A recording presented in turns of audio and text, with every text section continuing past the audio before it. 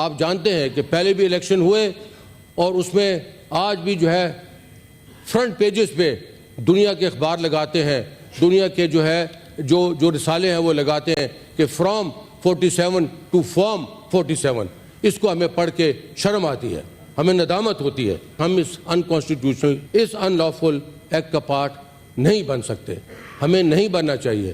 آج ہمارے اس سینٹ کے سال کا نیا آغاز ہے آج، اور میں سمجھتا ہوں کہ ہم سب مل کے اس پاکستان کی ترقی کے لیے ہم نے جس کا اوتھ لیا ہوا ہے، اور آج جو لوگ اوتھ لیں گے کانسٹیٹیوشن آف پاکستان، اس کی حفاظت کے لیے ہم نے جو اوتھ لیا ہوا ہے اس کی حفاظت کریں گے۔ ساتھ ہی ساتھ میں ہاؤس آف فیڈریشن کی عزت و احترام کی بات کرنا چاہتا ہوں، اور میں سمجھتا ہوں کہ اس کا ہمارے لیے اس کی حفاظت کرنا مقدم ہے۔ ہم نے پریزائڈنگ آفیسر صاحب کچھ ماہ پہلے اسی ہاؤس میں دیکھا کہ جمعے کے روز جب اذان ہو گئی تھی اور کچھ لوگ یہاں سے جب کافی لوگ چلے گئے تھے اور صرف 12 لوگ یہاں پہ موجود تھے، تو جیب سے ایک ریزولوشن نکالا گیا، انکانسٹیٹیوشنل ریزولوشن نکالا گیا کہ جی الیکشن کو ملتوی کر دیا جائے، اور اس ہاؤس نے اس کو 12 آدمی کی موجودگی میں وہ جو ہے اس کو پاس کیا۔ اس سے کیا ہوا؟ اس سے صرف سینٹ کی جگہ سائی ہوئی، نہ صرف پاکستان میں بلکہ دنیا میں اس کی اسائی ہوئی، اور لوگ اس کے متعلق جمعہ گوئیاں کرتے رہتے ہیں۔ ہم نے اس کا جو تقدس ہے، ہم نے جو اپنی اوتھ ہے اس کی پامالی کی۔ میں سمجھتا ہوں آج بھی وہی وقت ہے کہ ایک صوبہ، خیبر پختونخوا کا صوبہ، ایک ہاؤس، اس ہاؤس کے ممبر، اس ہاؤس کا فیڈریٹنگ یونٹ جو ہے وہ جو کہ اس وقت ڈپرائیو ہے، جو کہ اس وقت وہ ڈسپیرٹی کا شکار ہے، اور وہ پاکستان کا ایک وہ حصہ ہے جس نے کہ اپنے خون سے جو ہے اس پاکستان کی حفاظت کی ہے۔ وہ پاکستان کے لیے ایک شیلڈ، ایک ڈھال کا اس نے جو ہے کردار ادا کیا ہے۔ اور سینٹ آپ جانتے ہیں کہ ایک ہاؤس آف فیڈریشن ہے، اور اس کا ایک اگر پارٹ، اس کا ایک اکائی اگر آج یہاں موجود نہیں ہے تو الیکشن میں سمجھتا ہوں کہ یہ ویلڈ نہیں ہے۔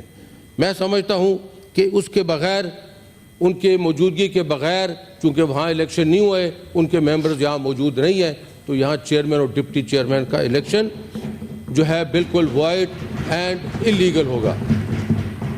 میں سر یہ آپ کو جو انہوں نے ابھی پہلے فرما دیا، پھر وہی بتانا چاہتا ہوں کہ آرٹیکل 60 بڑا clearly status that after the Senate has been duly constituted, it shall in its first meeting and on exclusion of any other business elect from amongst its member a chairman and a deputy chairman, and so often as the office of chairman and deputy chairman becomes vacant, the Senate shall elect another member as chairman, or as the case may be, the deputy chairman.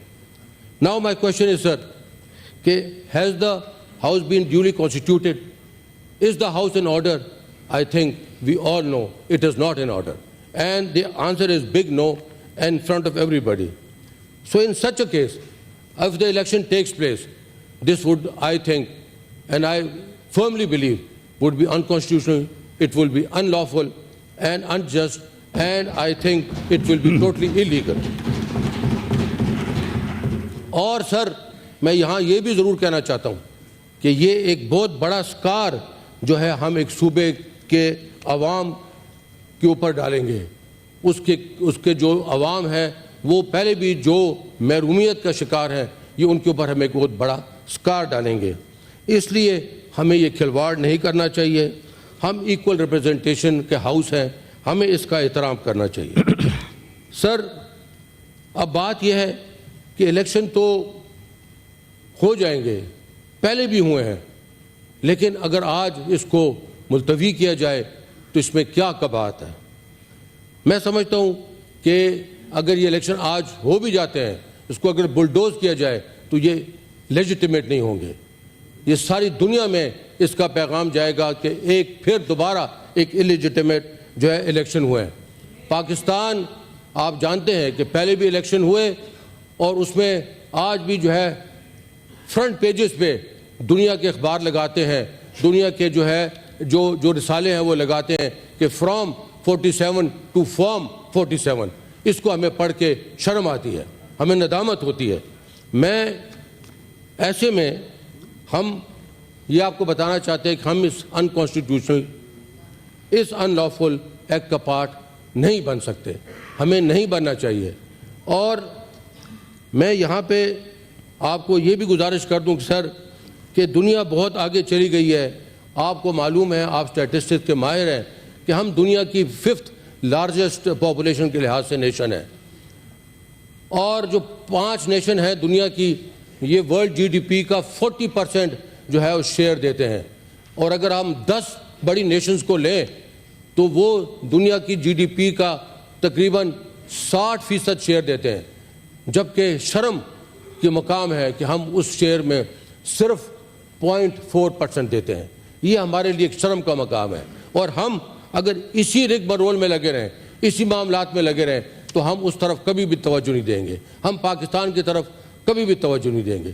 اس لیے میں آخر میں یہ کہنا چاہتا ہوں کہ آج کا دن یہ ثابت کرے گا کہ آپ کے گول کیا ہیں, آپ کیا گول اچیو کرنا چاہتے ہیں.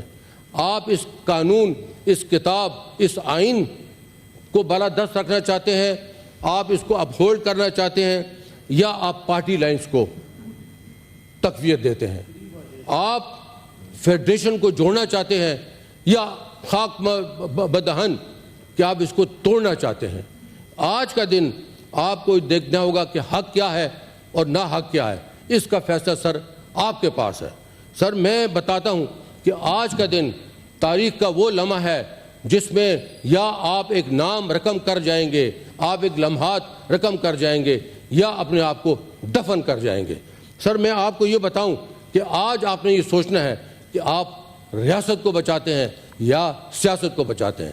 سر میں آپ کو یہ بتاؤں کہ یہ ٹگ آف وار اگر ہم چلتے رہے اور اسی سیاست کے نظر اس ملک کو ہم نے کر دیا, تو میں سمجھتا ہوں اگر ہم فہم و فراست سے اس ملک کو آگے نہیں لے کے جائیں گے تو یہ ہماری بہت بڑی بدقسمتی ہوگی.